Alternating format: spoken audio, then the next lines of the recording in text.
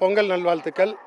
தமிழர் திருநாளான இந்த தைப்பொங்கலுக்கு இங்கே வந்திருக்கின்ற ஊடகவியலாளர் நண்பர்களுக்கும் உறவினர்களுக்கும் மற்றும் இங்கே வந்திருக்கின்ற நண்பர்களுக்கும் காவல்துறை சார்ந்த அதிகாரிகளுக்கும் பொங்கல் திருநாள் நல்வாழ்த்துக்களை குமரிகிரி கோசாலையின் சார்பிலே தெரிவித்துக் கொள்கிறோம்.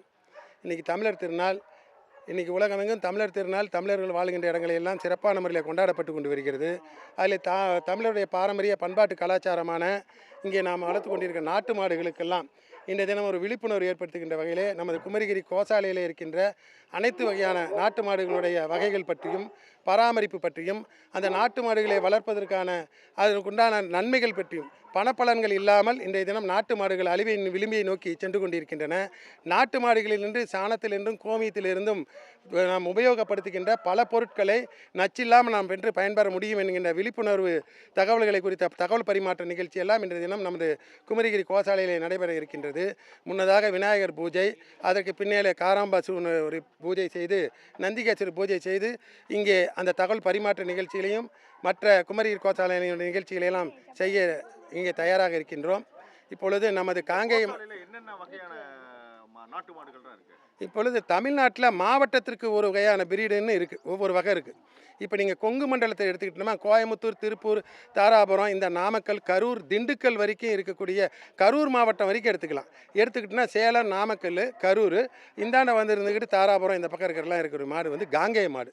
இந்த காங்கேய மாட்டிலேயே வந்துட்டு பல வகையான நிறங்கள் உண்டு. மயில இருக்குது, காரி இருக்குது, செவலை இருக்குது, காராம்பசு இருக்குது, குரா இருக்குது, அதில் செங்குரா இருக்குது, இந்த மாதிரியான வகைகள்லாம் இருக்குது. காங்கேயத்திலே ஒரு 10 வகையான வண்ணங்கள் கொண்ட வகைகள் இருக்கிறது. இதை தாண்டி நம்ம தருமபுரி அந்தாண்ட கிருஷ்ணகிரி போனால் ஆலம்பாடி அது இருக்குது. அப்புறமேட்டு அந்தாண்ட போனால் கர்நாடகா பக்கம் போனால் ஹாலிக்கர் இருக்குது. இந்தாண்ட நம்ம போனால் திருவண்ணாமலையில் போனால் திருஞ்சல்னு சொல்லக்கூடிய ஒரு நாட்டு மக மாடு. இந்த காஞ்சிபுரம், திருவள்ளூர் மாவட்டங்களை எடுத்துனா தொண்டைக்குட்டை என்று சொல்லக்கூடிய மாடுகள். திண்டுக்கல்லை தாண்டி நாம் இந்தாண்ட மதுரை போனோம், இந்தாண்ட சிவகங்கை போனோம், தேனி, ராமநாதபுரம் வரைக்கும் போனோம்னா இந்த மதுரை பக்கம் இருக்கிறது புலிக்குளம் மாடுகள். அந்தாண்ட போனோம்னா தேனி மலை மரமாடுகள் இது கொண்டு வரும். இந்தாண்ட தஞ்சாவூர், திருவாரூர், நாகப்பட்டினம் டெல்டா மாவட்டங்களில் உம்பலாச்சேரிங்கிற ஒரு வகையான மாடுகள் இருக்குது டெல்டா மாவட்டங்களில்.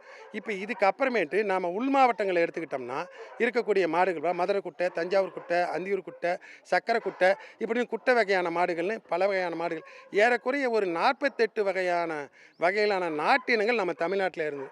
இப்போ இத்தனை வகையான நாட்டினங்களை எல்லாம் கடந்த முறை புரட்சி அம்மா அவர்கள் அண்ணார் எடப்பாடி அவர்களை பரிந்துரைப்பையில் என்னை சட்டமன்ற உறுப்பினர் ஆக்கும் பொழுது அன்றைய தினம் இருக்கக்கூடிய கால்நடை வளத்துறை அமைச்சர்கிட்ட சொல்லி அத்தனை வகையான கால்நடைகளெல்லாம் கொண்டு வந்து ஒரு விழிப்புணர்வை மட்டும் சொல்வது மட்டும் இல்லாமல் அத்தனை வகைகளையும் நம்ம காப்பாற்ற வேண்டும் என்பதற்காக இங்கே கொண்டு வந்து இருக்கிறோம்.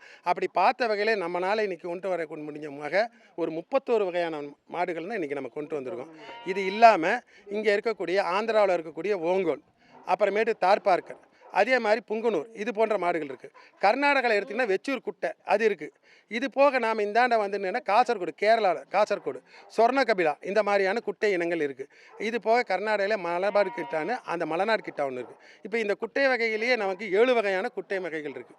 அது இங்கே நம்மகிட்ட இருக்குது. வட மாநிலத்துன்னு வரக்கூடிய காங்கிரேஜ், கிர்ரு, சாகிவால், ராத்தி, இந்த மாதிரியான மாடுகள் வகைகள் இங்கே வச்சுருக்கோம். இப்போ இந்த நாட்டு மாடு வகைகள் இங்கே வச்சுருக்கிறதே எதுக்குன்னா, நாட்டு மாடுகளை வச்சு இப்போ நம்மளுடைய சொந்த விளைநிலங்கள்லாம் நம்முடைய உறவினர் விளைநிலங்கள் கூடிய இருக்கிற அந்த சோளத்தட்டெல்லாம் வச்சு பயன்படுத்தி கொண்டு வரோம். இங்கே காராமச்சு மாட்டு பாலை கொண்டாந்து நம்ம கோயிலுக்கு கொடுத்துருக்கோம், குழந்தை பால் கொடுக்கணும் கொடுத்து வரோம்.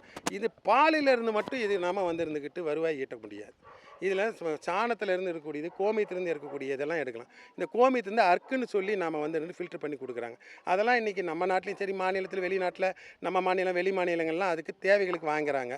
இப்போ சாணத்திலேருந்து விபூதி தயாரிக்கிறோம், பஞ்சகவிய விளக்கு, சாம்பிராணி, ஊதுபத்தி, இதெல்லாம் கொண்டு வரும். வருங்காலத்தில் அதிலேயே வந்துட்டு ஷாம்பு, அதே மாதிரி பெனாயிலுக்கு பதிலாக பயன்படுத்தக்கூடியது.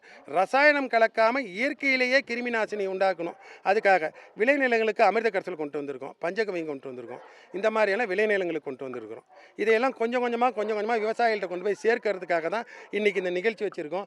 எங்களால் முடிஞ்சளவு கொண்டு போகிறோம். ஆனால் ஊடகங்கள் மட்டும்தான் இதை முழுமையாக கொண்டு போய் விவசாயிகள் சேர்த்த முடியும், பொதுமக்கள் சேரும்.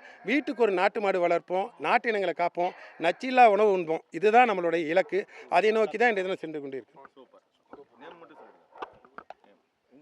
எனக்கு கொஞ்சம் வெக்கமாக இருக்கு.